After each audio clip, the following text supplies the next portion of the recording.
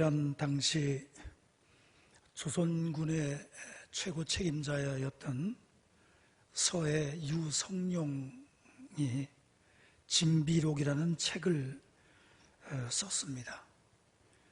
그러면서 이 책에 임진왜란이 일어난 그 원인과 배경, 그리고 전쟁의 7년 동안이 그 전쟁이 있었는데 그 7년간의 전쟁의 전황, 그동안의 인명피해, 또 우리나라가 입은 재산 손실, 이런 것들을 그 책에 자세하게 기록을 해놓고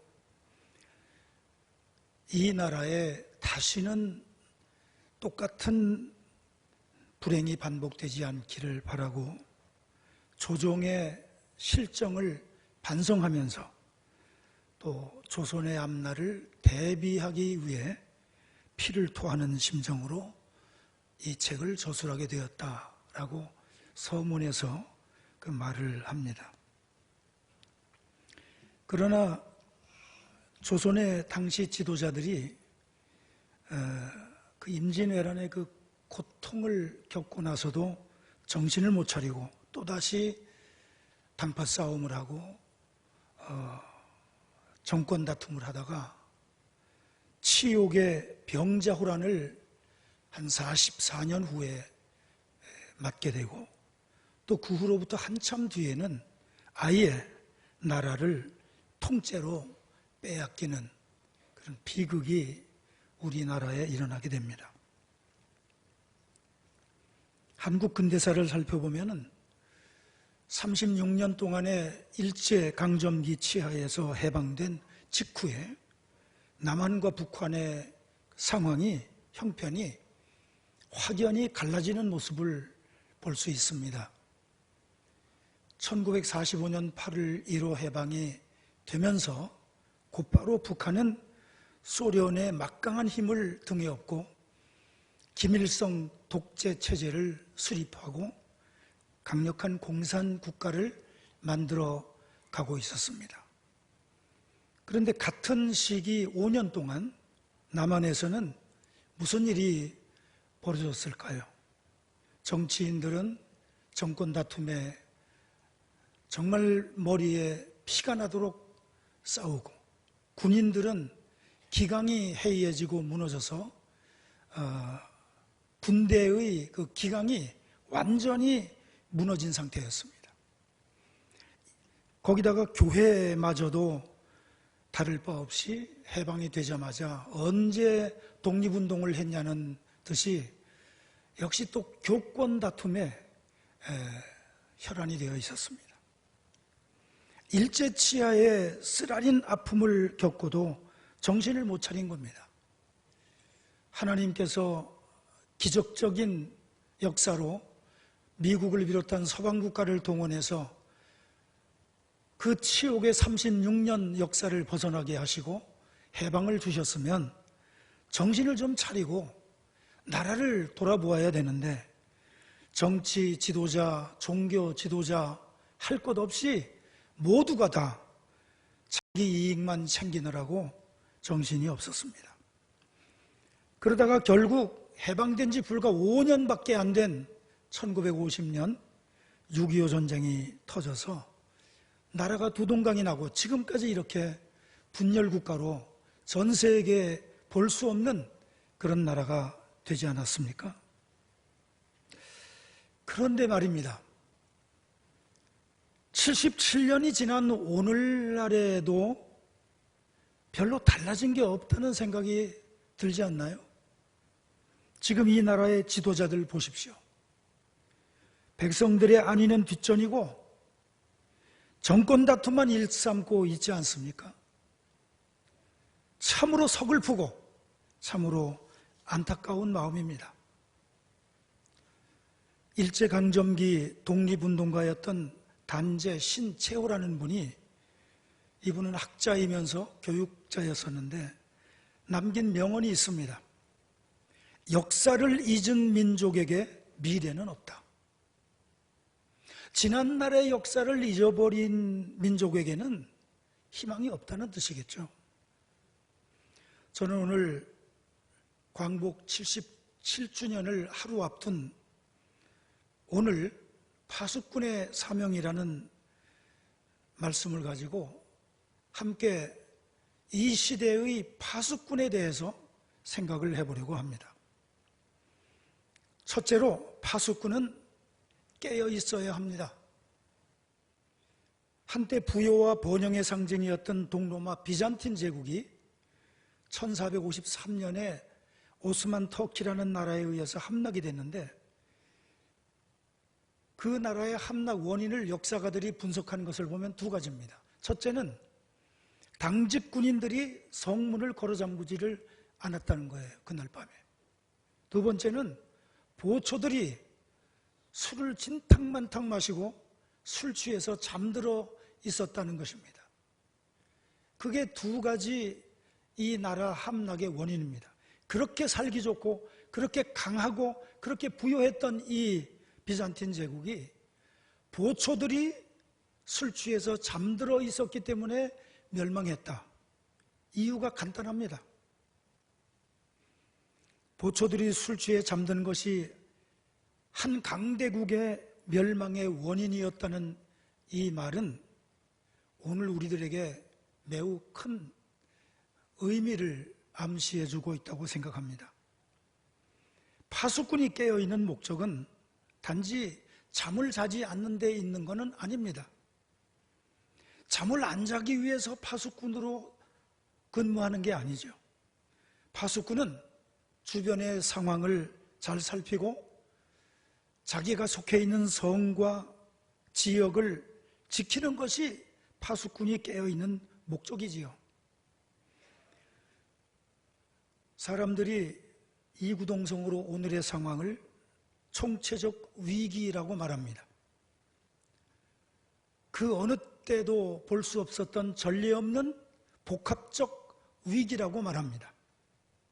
하지만 여러분, 다시 생각해 보면 위기가 없는 때가 있었나요? 가정적으로나 개인적으로나 국가적으로나 위기가 없는 시대가 있었나요?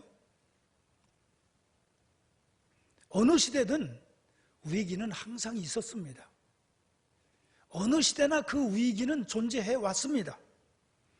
우리가 지금 이 현 상황을 위기로 느끼는 것은 지금 당장 우리 피부에 와닿는 고물가, 고유가, 고금리와 같은 이런 현실에 너무 매몰되어서 거기만 집착하기 때문에 우리가 이것을 위기라고 느끼는 것입니다. 그렇다면 코로나 팬데믹의 설상가상으로 우크라이나 전쟁, 이런 것들로 인해서 지금 전 세계가 경제가 나락으로 떨어져 가는데, 이 중요한 경제에 집중하지를 않고 이 설교 시간에 왜 하나님께 집중해야 된다고 말하고 있을까요? 위기를 조금 전에 말씀드린 것처럼 위기는 언제나 항상 있어 왔기 때문에 그 위기를 다른 시각, 즉 믿음의 눈으로 보게 되면 위기도 하나님 손안에 있다는 것을 알기 때문이고, 그렇기 때문에 하나님께서 개입하시면 어떤 위기도 극복된다는 것을 우리가 믿기 때문입니다. 경제 위기가 중요한 것이 아니고 나라와 나라 사이의 전쟁이 문제가 아니라 하나님 손에 있는 이 위기가 하나님에 의해서 어떻게 해결되는 것인가를 믿음의 눈으로 바라보는 것이 우리 그리스도인들이 해야 될 일이라는 것입니다. 즉, 보는 관점을 조금만 바꾸면 분명히 보이는 이 진실, 이 세상의 모든 인류의 역사와 위기조차도 하나님 손에 있다는 이 진실을 사람들에게 알려서 세상 사람들로 하여금 경제를 보고 벌벌 떨게 하지 말고 하나님을 바라보게 하고 하나님의 음성을 듣게 하는 것이 오늘 우리 교회의 사명이 아니겠느냐고 하는 것입니다. 오늘의 교회가 과연 이 시대를 향해 깨어있는지 반성해보고 영적으로 다시 한번 각성해서 파수꾼의 사명을 제대로 감당해야 될 줄로 믿습니다. 두 번째로 파수꾼은 기도해야 합니다. 성경을 찾아보면 수백 군데 찾아볼 수가 있는 내용이 이스라엘 백성들이 나라가 위태로울 때마다 제사장들, 오늘날의 주의 종들은 물론이고 왕과, 즉 대통령이죠, 지도자들과 백성들까지 몰수히 성전으로 찾아 나와서 눈물로 회개하고 기도한 것을 성경에서 어렵지 않게 찾아볼 수 있습니다. 그 중에 역대하 6장 24절, 만일 주의 백성들이 범죄하여 주께로 돌아와 주께 빌며 간구하거든 주는 하늘에서 들으시고 주의 백성 이스라엘의 죄를 사하시옵소서. 역대하 6장 39절, 주는 계신 곳 하늘에서 그들의 기도와 간구를 들으시고 그들의 일을 돌아보시며 주께 범죄한 주의 백성들을 용서하옵소서. 이런 기도들, 이런 회개가 구약 성경에 보면 수도 없이 나옵니다. 수백 군데 기록되어 있습니다. 다시 말하면 이스라엘 백성들은 죄를 범하고 죄악 속에 살다가도 나라의 위기가 오면 지체 없이 하나님께로 돌아왔다는 것입니다. 우리는 이 대목을 눈여겨보고 오늘 우리도 여기서 삶의 지혜를 찾아야 될 것 같습니다. 국가적인 위기가 오고 나라가 불안정하고 경제가 흔들리고 백성들이 절망하고 이렇게 되면 무슨 국방력이나 또 나라의 행정 조직이나 이런 것 같은 시스템을 가지고는 나라를 지탱할 수가 없는 겁니다. 지금 모든 정치인들이 시스템을 자꾸 바꾸려고 하고 있지만 이것 가지고는 나라가 지탱될 수가 없습니다. 이스라엘 백성들처럼 일단 하나님 앞에 엎드려서 기도하는 회개 운동이 일어나야 되는 것입니다. 그리스도인들이기 때문에 이런 얘기를 한다고 할 수도 있겠지만 이것은 역사가 우리에게 보여주는 진리입니다. 그리스도인들의 얘기가 아닙니다. 위기도 하나님 손에 있고 인류의 역사도 하나님 손에 있기 때문에 어려움을 당하면 일단 하나님 면전에 찾아 나오는 것이 첫 번째 해야 될 일이다. 이것이 역사가 가르쳐주고 있는 교훈입니다. 내 백성이 악한 길에서 떠나 스스로 낮추고 기도하여 내 얼굴을 찾으면 내가 하늘에서 듣고 그들의 죄를 사하고 그들의 땅을 고칠지라. 회개와 기도만이 살 길입니다. 지금 우리의 이 위기가 아무리 커도 회개와 기도를 통해서만 해결할 수가 있습니다. 그리고 위기가 클수록 하나님의 손길이 더욱 필요한 것입니다. 왜냐하면 위기도 하나님 손 안에 있고 인류의 역사와 인류의 미래도 하나님 손 안에 있기 때문에 위기를 만나면 이것저것 따지지 말고 무조건 하나님 앞에 먼저 나와야 되는 것입니다. 기도해야 되는 것입니다. 이것이 한국 교회가 오늘의 이 위기를 만난 내 나라와 내 민족을 위해서 기도해야 될 이유입니다. 이것이 오늘의 철원교회가 이 민족의 회개 운동에 앞장서야 될 이유인 것입니다. 마지막 세 번째로 파수꾼은 외쳐야 합니다. 소리 질러서 외쳐야 합니다. 파수꾼이 아무리 깨어있고 시대의 징조를 통찰해서 잘 살핀다고 해도 그 징조를 사람들에게 알려주지 않으면 아무 소용이 없습니다. 나팔을 불어서 알려야 합니다. 요즘 제일 많이 듣는 것이 경제죠. 즉 만몬입니다. 사람들은 만몬, 즉 물질이 위기 탈출의 지름길이라 생각을 하고 강대국이나 약소국이나 할 것 없이 전 세계 국가들이 지금 경제에만 몰두하고 있습니다. 경제만 해결된다면 되는 겁니다. 그렇게 생각하고 경제에만 몰두하고 있는 것입니다. 온 힘을 거기에 쏟고 있는 겁니다. 그러나 여러분, 절대로 속지 마세요. 우리의 살 길은 만몬에 있는 게 아닙니다. 우리의 살 길은 경제 위기 타파에 있지 않습니다. 우리의 살 길은, 유일한 살 길은 하나님의 은혜와 말씀뿐입니다. 하나님의 은혜가 아니면 아무리 경제가 다시 일어나도 소용이 없습니다. 왜? 운 좋게 위기를 극복했다고 칩시다. 운 좋게 경제가 다시 살아났다고 칩시다. 그래도 우리 사회 구석구석에 자리 잡고 있고 우리 사회 구석구석에 만연해 있는 죄악의 뿌리들을 뽑아내지 않으면 우리의 미래는 없는 것입니다. 하나님의 말씀이 우리 속에 들어와야만 우리가 살 수 있고, 하나님의 말씀이 우리 속에 실행되어야만 죄악의 뿌리가 뽑힐 수 있는 것입니다. 아모스 8장 11절 말씀입니다. 보라, 내가 기근을 땅에 보내리니 양식이 없어 주림이 아니며 물이 없어 가람이 아니요 여호와의 말씀을 듣지 못한 기갈이라. 먹을 음식이 없어서 배고픈 게 아니고 마실 물이 없어서 기갈한 게 아니라는 겁니다. 하나님 여호와의 말씀을 듣지 못했기 때문에 나라가 망하게 되었다는 것입니다. 이것은 비단 아모스에 있는 말씀뿐만 아닙니다. 호세아서, 에레미야서, 에스겔서, 이사야서 다 찾아서 여러분 읽어보세요. 오늘 에스겔서 3장 17절 여러분들이 읽은 말씀에도 인자야 내가 너를 이스라엘의 파수꾼으로 세웠다 말씀하십니다. 그러면서 그 뒤를 쭉 읽어보면 파수꾼은 깨어서 징조를 살피고 하나님 앞에 부르짖어 기도할 뿐만 아니라 세상 사람들을 깨우쳐야 할 사명이 있다는 것을 말씀하고 있습니다. 말씀이 없으면 나라도 죽고 개인도 죽고 공동체도 교회도 다 죽습니다.